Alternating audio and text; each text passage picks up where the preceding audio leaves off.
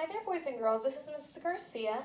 Today we're going to be talking about box 4 on our reading portion of the learning board.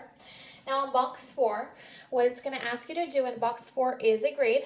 What it's going to ask you to do is it's going to ask you to use sequencing and retell. Now it's going to ask you to watch the read aloud.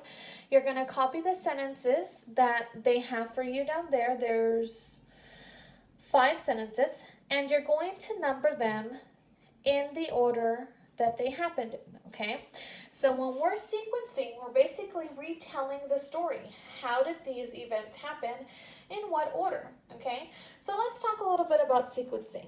Now, our genre is fiction, so we're going to be sequencing a fiction story. So we are saying that sequencing is going to be putting the events in a story in order in which they take place. So sometimes we're listening to transition words.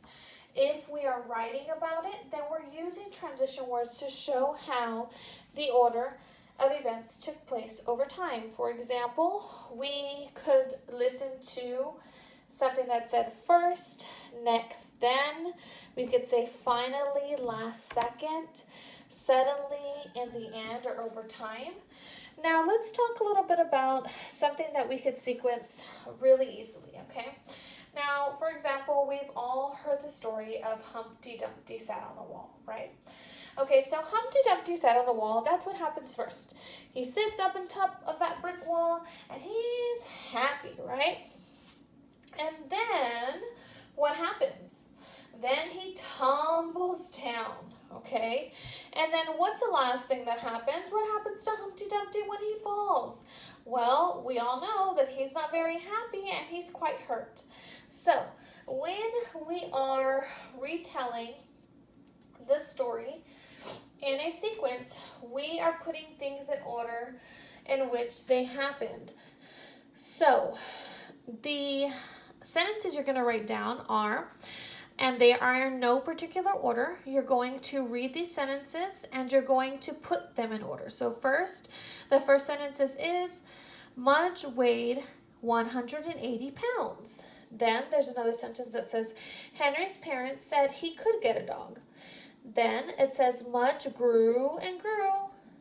And the next sentence is, Henry had no friends on his street. And the last sentence is, Henry searched for a dog. Okay, now remember that those sentences are in no particular order. But what you are going to do is you're going to put numbers on them. So which one of those sentences happened first? Which one of those sentences happened second? Which one of them happened third? Okay, and so on and so forth. Okay, now remember that this one is highlighted in yellow, so it is a grade. Please make sure that you whenever you finish, that you let an adult know so that they can send it to your teacher. I hope you all have an amazing day. Bye-bye.